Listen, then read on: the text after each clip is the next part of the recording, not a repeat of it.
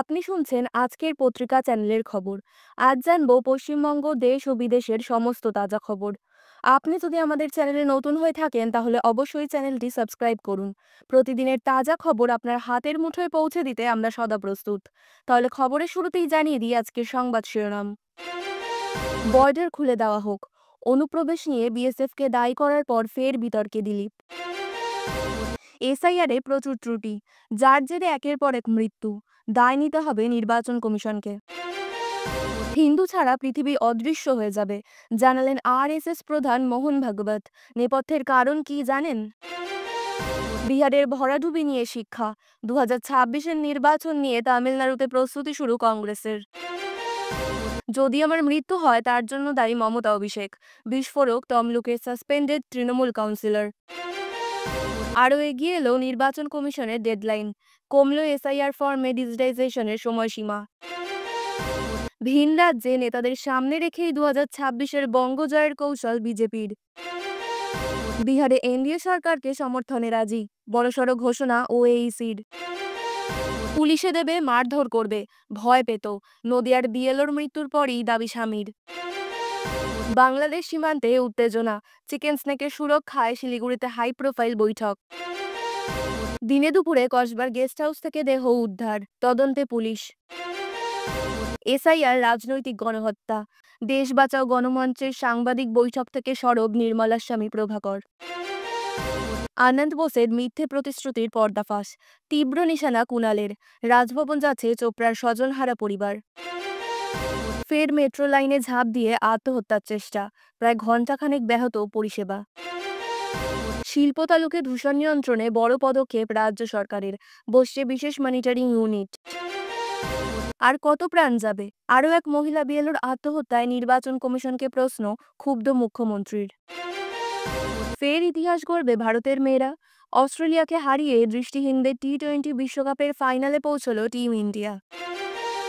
ভারত আফগান বাণিজ্য সম্পর্কে নয়া মোড়, সহজেই আসবে তাজা ফল বাদাম, শুরু হচ্ছে বিশেষ পরিষেবা।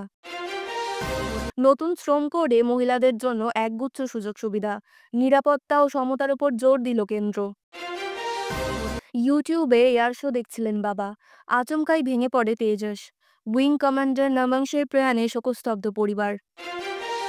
এতক্ষণ শুনছিলেন সংবাদ শিরোনাম, এবার জানাবো বিস্তারিত খবর। রাজ্যে অনুপ্রবেশ সমস্যা নিয়ে বিএসএফও দায় এড়াতে পারে না, নজিরবিহীনভাবে এই মন্তব্য করে বেশ বিতর্কে জড়িয়েছিলেন বঙ্গের গেরুয়া শিবিরের দোর্দণ্ড প্রতাপ নেতা দিলীপ ঘোষ। এবার বিতর্কের আঁচ আরও বাড়িয়ে সীমান্ত খুলে দেওয়ার কথা শোনা গেল তারই গলায়। খোলাখুলি এ বিষয়ে নিজের মত তুলে ধরলেন দিলীপ, বললেন এসআইআর আবহে যারা বাংলাদেশে চলে যেতে চাইছে তাদের জন্য সীমান্ত খুলে দেওয়া হোক। শুক্রবার স্বরূপনগরে চা চক্র কর্মসূচিতে যোগ দিয়ে অনুপ্রবেশ ইস্যুতে সীমান্তরক্ষী বাহিনী বিএসএফের দিকে আঙুল তুলেছিলেন বঙ্গ বিজেপির প্রাক্তন রাজ্য সভাপতি দিলীপ ঘোষ। বলেছিলেন, দায়ভার উভয় পক্ষেরই, পুলিশ বিএসএফ পয়সার জন্য এসব করে। অনুপ্রবেশ ঠেকাতে তৃণমূলের সুরে বিএসএফের ব্যর্থতার কথা বলার পরই ওই দিন রাতেই উত্তর 24 পরগনার পানিহাটিতে এক সভায় যান তিনি। সেখানে বাংলাদেশে ফিরতে সীমান্ত এলাকায় ভিড় হওয়া নিয়ে সাংবাদিকরা তাকে প্রশ্ন করেন। তার জবাবে দিলীপ বলেন, কেউ যদি বাংলাদেশ চলে যেতে চায়, আমার বক্তব্য বর্ডার খুলে দেওয়া উচিত। 1947-48 সালে এদেশে আসার জন্য বাংলাদেশের বর্ডার খুলে দেওয়া হয়েছিল, আজ শোধবোধ হয়ে যাক। এখান থেকে যারা বাংলাদেশ যেতে চাইছে ছেড়ে দিক তাদের, লোক হালকা হোক, সঙ্গে মাফিয়া গুন্ডা চোর ডাকাতরাও ওই দেশে চলে যাক। বর্ডার খোলা নিয়ে তার এই মন্তব্য নতুন করে বড়সড় বিতর্কের জন্ম দিল তা বলাই বাহুল্য। পানিহাটির সভায় এসআইআর নিয়েও সরব হন দিলীপ ঘোষ। কাজের চাপে বিএলও এবং নাম না থাকার আতঙ্কে রাজ্যে একাধিক নাগরিকের মৃত্যুর ঘটনা নিয়ে তিনি বলেন, দেশের অন্যান্য জায়গায় চুপচাপ এসআইআর হচ্ছে, দেশবাসী জানেন এটা সাংবিধানিক ব্যবস্থা, তাই ভোটাধিকার প্রমাণ করতে সকলে নিজের দায়িত্বে ফর্ম ফিল আপ করছে। তৃণমূলই শুধু শুধু এ নিয়ে শোরগোল করছে, ভুল বোঝাচ্ছে লোককে। সব মিলিয়ে এসআইআর অনুপ্রবেশ নিয়ে দিলীপ ঘোষের উত্তপ্ত মন্তব্য নিয়ে সমালোচনা শুরু হয়ে গিয়েছে। প্রথমে অনুপ্রবেশের জন্য বিএসএফকে দায়ী করে দলীয় লাইনের বিপরীতে হাঁটা, দ্বিতীয়বার সীমান্ত খোলা নিয়ে মন্তব্যে দেশের সুরক্ষা কি আলগা করার মনোভাব প্রকাশ দিলীপকে ফের বিতর্কের কেন্দ্রে নিয়ে এলো। ভারতের নির্বাচন কমিশন একটি নির্দিষ্ট রাজনৈতিক দলকে খুশি করছে, এমনই অভিযোগ করল তৃণমূল কংগ্রেস। ভোটার তালিকার বিশেষ নিবিড় সংশোধনের কারণেই বুথ লেভেল অফিসার এবং সাধারণ নাগরিকদের একাধিক মৃত্যুর ঘটনা ঘটেছে বলে দাবি তৃণমূলের দাবি, এসআইআর এর কারণেই ৩৪ জন মারা গিয়েছেন এবং এই মৃত্যুর জন্য নির্বাচন কমিশনকে দায় নিতে হবে। আজ তৃণমূলের এক প্রতিনিধি দল নির্বাচন কমিশনের দফতরে গিয়েছিল। তাতে ছিলেন অরূপ বিশ্বাস, চন্দ্রিমা ভট্টাচার্য এবং পার্থ ভৌমিক। সিইওর কার্যালয়ে গিয়ে এই উদ্বেগগুলি তুলে ধরে তারা একটি স্মারকলিপি জমা দেন। মন্ত্রী অরূপ বিশ্বাস সাংবাদিকদের বলেন, যে কাজ করতে সাধারণত ২ বছর সময় লাগে, সেখানে তা ২ মাসের মধ্যে সম্পন্ন করার চেষ্টা হচ্ছে। কমিশন একটি রাজনৈতিক দলকে সুবিধা দেওয়ার চেষ্টা করছে। প্রতিটি বুথে ১৫০ থেকে ২০০ ভোটারের নাম ইচ্ছাকৃতভাবে বাদ দেওয়া হচ্ছে। কমিশনের ওয়েবসাইটে প্রচুর ত্রুটি রয়েছে। এই ত্রুটিগুলির কারণে জীবনহানি ঘটছে। টিএমসির নেতারা আরও অভিযোগ করেন যে বিএলওদের এসআইআর এর জন্য পর্যাপ্ত প্রশিক্ষণ দেওয়া হয়নি এবং ইসিআই ২ বছরের কাজ মাত্র ২ মাসের মধ্যে শেষ করার চেষ্টা করছে। চন্দ্রিমা জোর দিয়ে বলেছেন যে সঠিক প্রশিক্ষণ ছাড়াই বিএলওদের ওপর অতিরিক্ত চাপ সৃষ্টি করা হচ্ছে, যা তাদের জীবন বিপন্ন করছে। প্রসঙ্গত, গত বৃহস্পতিবার পশ্চিমবঙ্গের মুখ্যমন্ত্রী মমতা বন্দ্যোপাধ্যায় প্রধান নির্বাচন কমিশনার জ্ঞানেশ কুমারকে রাজ্যে চলতে থাকা এসআইআর বন্ধ করার অনুরোধ জানান। সিইওকে লেখা চিঠিতে তিনি জোর দিয়ে বলেছেন যে এই অবিরাম, অপরিকল্পিত এবং জবরদস্তিমূলক অভিযান আরও মানুষের জীবন বিপন্ন করবে এবং এই প্রক্রিয়ার বৈধতাকে ঝুঁকিতে ফেলবে। রাষ্ট্রীয় স্বয়ংসেবক সংঘ অর্থাৎ আরএসএস প্রধান হলেন মোহন ভাগবত। মণিপুর সফরের সময় তিনি একটি সাহসী বক্তব্য রেখেছিলেন। তিনি বলেছিলেন যে বিশ্বে বেঁচে থাকার মূল ভিত্তি হল হিন্দু সমাজ। হিন্দু সভ্যতাকে অমর বর্ণনা করে তার বক্তব্য ছিল, হিন্দু ছাড়া পৃথিবীর অস্তিত্ব বিলুপ্ত হয়ে যাবে।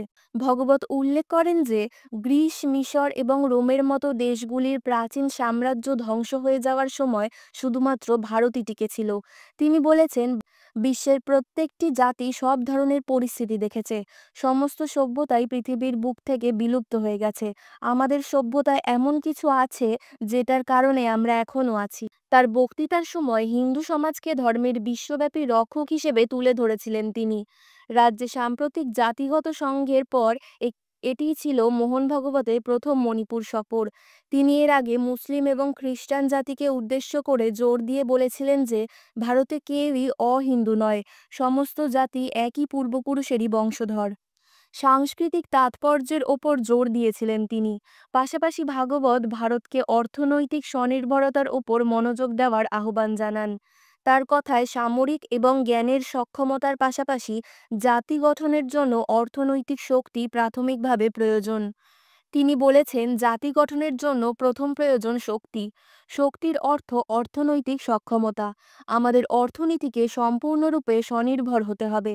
আমাদের কখনোই কারোর ওপর নির্ভরশীল হওয়া উচিত নয়। ভারতীয় আমদানিতে মার্কিন যুক্তরাষ্ট্রের উচ্চ শুল্ক আরোপ ও স্বদেশি নীতির জন্য সরকারের নতুন করে চাপের মধ্যে দিয়েই তার এমন মন্তব্য উঠে এসেছে। তিনি নকশালবাদের পতনের দিকে ইঙ্গিত করেছেন। তিনি ব্রিটিশ ঔপনিবেশিক শাসনের বিরুদ্ধে ভারতের স্বাধীনতা সংগ্রামের কথাও উল্লেখ করেছেন।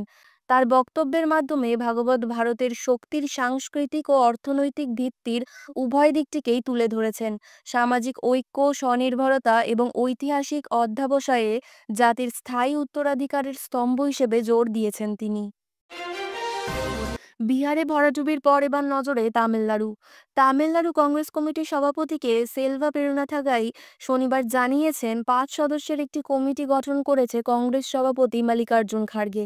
২০২৬ সালের বিধানসভা নির্বাচনের জন্য ডিএমকের সঙ্গে আসন ভাগাভাগি নিয়ে আলোচনা করবে এই কমিটি।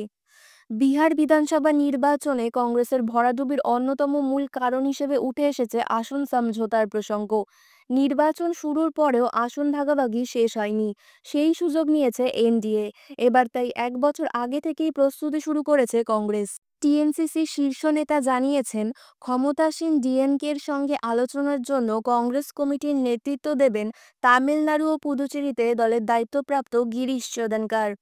সেলভা পেরুনাথাগাই এবং সংসদীয় দলের নেতা এস রাজেশ কুমারও এই প্যানেলে থাকবেন।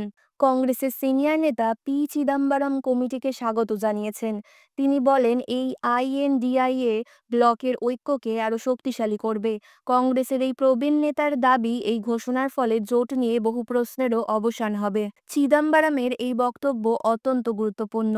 রাজনৈতিক মহলে গুঞ্জন ছিল, ডিএমকের সঙ্গে ছেড়ে অভিনেতা রাজনীতিবিদ বিজয়ের নেতৃত্বাধীন তামিজাগা ভেট্রি কাজাগামের সঙ্গে হাত মেলাতে পারে কংগ্রেস। সেক্ষেত্রে 2026 সালের বিধানসভা নির্বাচনের মুখোমুখি লড়াই হওয়ার সম্ভাবনা ছিল দুই জোট সঙ্গীর। চিদাম্বরমের বক্তব্যে স্পষ্ট, আগামী নির্বাচনে টিভিকের সঙ্গে তার দলের হাত মেলানোর গুঞ্জনের কোনো ভিত্তি নেই। খবর আজকের মতন এই পর্যন্তই। পরবর্তী খবর শোনার জন্য সাবস্ক্রাইব করুন আজকের পত্রিকা ইউটিউব চ্যানেলটিকে। ধন্যবাদ।